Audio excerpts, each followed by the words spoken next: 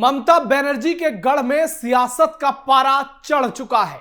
विधानसभा चुनाव की आहट के साथ ही बंगाल की राजनीति ने जबरदस्त रफ्तार पकड़ी है। एक और ममता बनर्जी हैं जो अपनी योजनाओं और मुस्लिम वोटों के जरिए जीत का चौका लगाने का दावा कर रही हैं, तो दूसरी ओर बीजेपी पहली बार कमल खिलाने का हुंकार भर रही है। मैदान सज चुका है, रणभूमि में योद्धा तैयार हैं, बस महामुकाबले का इंतजार है।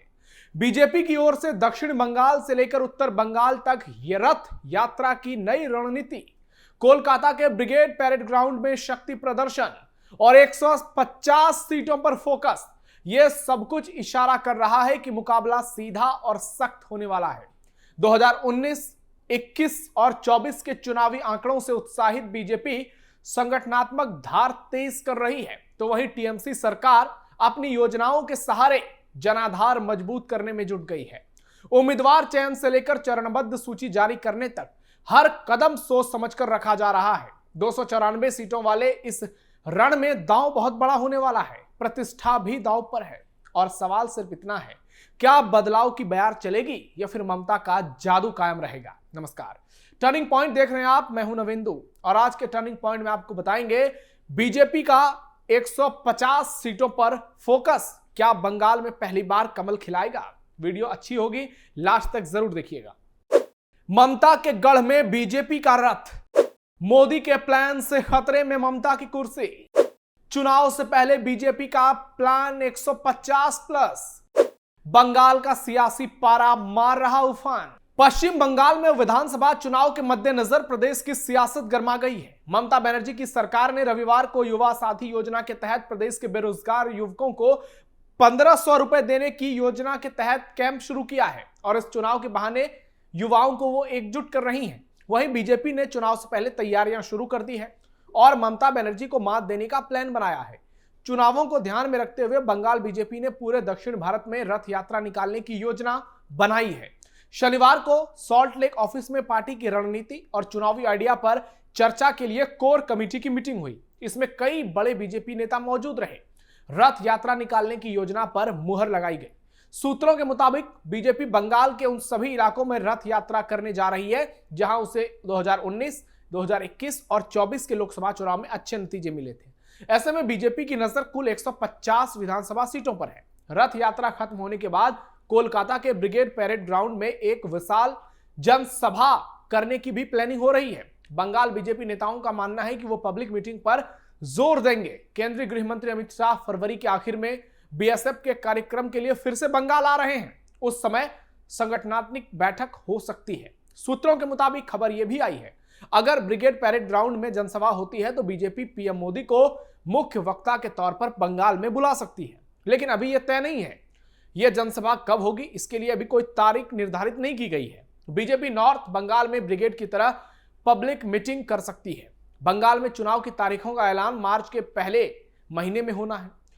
उम्मीदवारों को चुनने का काम भी जल्दी पूरा करना होगा। बीजेपी के सूत्रों के मुताबिक प्रदेश बीजेपी इस महीने तक जिलों से विधानसभा चुनाव के लिए उम्मीदवारों की लिस्ट दिल्ली भेजना चाहती है। बंगाल के बीजेपी नेतृत्व की ओर से हर सीट के लिए 3-3 वैकल्पिक उम्मीदवारों को भेजा जाएगा, शॉर्टलिस्ट किया जाएगा, फिर यह हाईकमान के पास जाएगा, वहां से फाइनल लिस्ट पर फैसला होगा। बीजेपी मार्च के दूसरे हफ्ते में कई फेज में अपना लिस्ट जारी कर सकती है। बता दें कि पिछले विधानसभा चुनाव में प्रदेश की 294 सीटों पर हुए महामुकाबले में बीजेपी ने 77 सीटों पर जीत दर्ज की थी, 3 से 77 पर पहुंची थी और बीजेपी पहली बार बंगाल में मुख्य विपक्षी दल बनी थी और नेता प्रतिपक्ष बने शुवेंदु अधिकारी। अब इस चुनाव में बंगाल बीजेपी ममता को मात देने की पूरी तैयारी कर रही है और रथ यात्रा एक बड़ी प्लानिंग का हिस्सा है। बंगाल में 150 सीट कैसे जीतेगी बीजेपी। ममता बनर्जी के गढ़ में अगर बीजेपी की प्रस्तावित रथ यात्रा जमीन पर प्रभावी ढंग से उतरती है तो यह पार्टी के लिए चुनावी रामबाण साबित हो सकती है। बंगाल की राजनीति लंबे समय से क्षेत्रीय अस्मिता, कल्याणकारी योजनाओं और मुसलमान वोटों के ध्रुवीकरण के इर्द गिर्द घूमती रही है।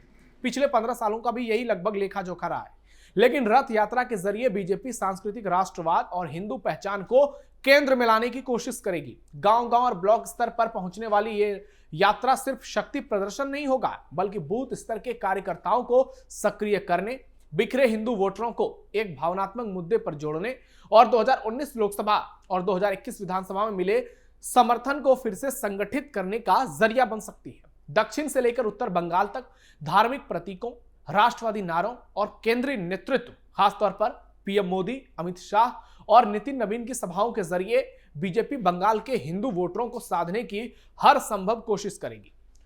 रथ यात्रा हिंदू वोटरों में राजनीतिक एकजुटता की भावना को मजबूत कर सकती है और इसीलिए बीजेपी के नेता लगातार इस पर मेहनत कर रहे हैं, खासकर उन इलाकों में जहां पार्टी पहले दूसरे स्थान पर रही है।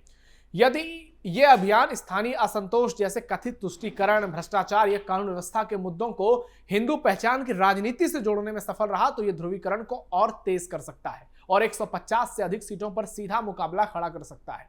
ऐसे में रथ यात्रा सिर्फ एक राजनीतिक कार्यक्रम नहीं बल्कि नैरेटिव बिल्डिंग की रणनीतिक स्ट्रेटेजी साबित हो सकती है। किन 150 सीटों पर बीजेपी करेगी खेला?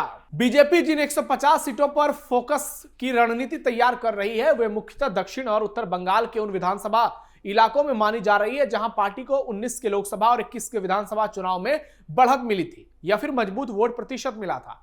दक्षिण बंगाल में हुगली, हावड़ा, पश्चिम मिदनापुर, पूर्व मेदिनीपुर, नदिया और उत्तर 24 परगना के कई इलाके शामिल हैं जहां शहरी, अर्धशहरी वोटर, मतुआ समुदाय और सीमावर्ती आबादी निर्णायक भूमिका निभाते हैं।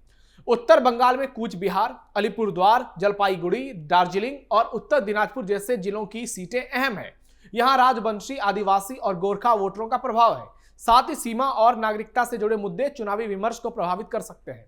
इन 150 सीटों का सियासी समीकरण यह है कि यहां मुकाबला सीधा और कड़ा माना जाता है। एक और ममता बनर्जी की कल्याणकारी योजनाओं से लाभान्वित वर्ग है, अल्पसंख्यक वोट बैंक है, तो दूसरी ओर हिंदू ध्रुवीकरण, राष्ट्रीय मुद्दे और संगठनात्मक मजबूती पर बीजेपी भरोसा करेगी। कई सीटों पर जीत हार का अंतर पिछली बार बेहद कम रहा है। इस बार बूथ प्रबंधन, उम्मीदवार चयन और स्थानीय समीकरण इस फैसले को बदल सकते हैं और बीजेपी के लिए निर्णायक साबित हो सकते हैं। सनातन और घुसपैठियों पर गरजेगी बीजेपी। बीजेपी की प्रस्तावित रथ यात्रा को पार्टी केवल एक राजनीतिक कार्यक्रम नहीं बल्कि वैचारिक और अभियान, एक हिंदुत्व अभियान के तौर पर पेश करने की पूरी प्लानिंग कर चुकी है। इस यात्रा के जरिए बीजेपी सनातन पहचान को केंद्र में रखकर हिंदू समाज को सीधे अपनी ओर आकर्षित करने की एक बड़ी रणनीति अपनाएगी। मंदिरों, स्थानीय धार्मिक स्थलों और सांस्कृतिक प्रतीकों से जुड़ी सभाओं के जरिए यह संदेश दिया जा सकता है कि पार्टी खुद को सनातन परंपराओं की संरक्षक के तौर पर देखती है। इससे धार्मिक आधार पर भावनात्मक जुड़ाव मजबूत करने और जातीय विभाजन से ऊपर एक व्यापक हिंदू एकता का नैरेटिव गढ़ने का प्रयास होगा। साथ ही घुसपैठ का मुद्दा भी यात्रा का प्रमुख राजनीतिक बिंदु बन सकता है। सीमा से जुड़े जिलों में अवैध घुसपैठ, नागरिकता सुरक्षा और संसाधनों पर दबाव जैसे सवालों को उठाकर बीजेपी ये तर्क रख सकती है कि राज्य की जनसांख्यिकी यानी डेमोग्राफी और सांस्कृतिक पहचान खतरे में है। इस संदर्भ में पार्टी अपने केंद्रीय नेतृत्व जैसे मोदी, अमित शाह के सामने उनको रखकर ये लोगों को मैसेज देने की कोशिश करेगी कि राष्ट्रीय सुरक्षा और सीमाई नियंत्रण उसके एजेंडे में प्राथमिकता पर है। रथ यात्रा गांव-गांव पहुंचकर बूथ स्तर पर कार्यकर्ताओं को सक्रिय करने, स्थानीय असंतोष को राष्ट्रीय मुद्दों से जोड़ने और हिंदू वोटरों के बीच पहचान आधारित एकजुटता को बढ़ाने का जरिया बन सकती है। यदि पार्टी यह धारणा बनाने में सफल रहती है तो सनातन संस्कृति की रक्षा और अवैध घुसपैठ पर रोक उसके नेतृत्व में एक बड़ा लोगों को मैसेज दे सकता है। तो यह संदेश खासकर उन इलाकों में असर डाल सकता है जहां सामाजिक ध्रुवीकरण पहले से मौजूद हो। इस तरह रथ यात्रा भावनात्मक, सांस्कृतिक और सुरक्षा संबंधी मुद्दों को जोड़कर हिंदू वोटरों को संगठित करने की रणनीतिक कोशिश बन सकती है। दूसरी ओर बांग्लादेश में हिंदुओं पर अत्याचार, बीजेपी इसे भी पश्चिम बंगाल से जोड़कर, ममता बनर्जी के तुष्टीकरण से जोड़कर एक बड़ा मुद्दा बनाती हुई नजर आएगी। कुल मिलाकर एक और ममता बनर्जी पूरी ताकत के साथ चुनावी मैदान में है तो दूसरी ओर बीजेपी नए रणनीति अपना रही है, पहली बार पश्चिम बंगाल में कमल खिलाने के लिए। अब देखना यह होगा जनता किस पर यकीन करती है, क्या ममता का फूल खिलेगा या बीजेपी का कमल खिलेगा, क्योंकि अभी तक मुकाबला बेहद दिलचस्प है। बीजेपी को बहुत ज्यादा आप पीछे नहीं समझ सकते, वहीं टीएमसी बहुत आगे नहीं है।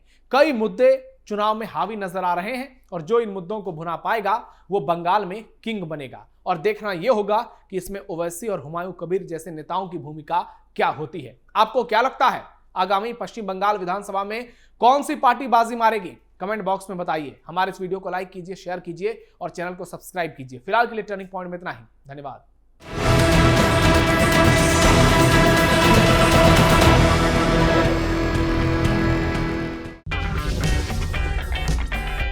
अगर आपको हमारा वीडियो पसंद आया हो तो इसे लाइक करें, हमारे चैनल को सब्सक्राइब करें और हाँ, बेल आइकन दबाना ना भूलें ताकि आप तक हमारे वीडियो की नोटिफिकेशन पहुंचती रहे। आप अपना सुझाव हमें कमेंट बॉक्स में दे सकते हैं। हमारे साथ जुड़ने के लिए शुक्रिया।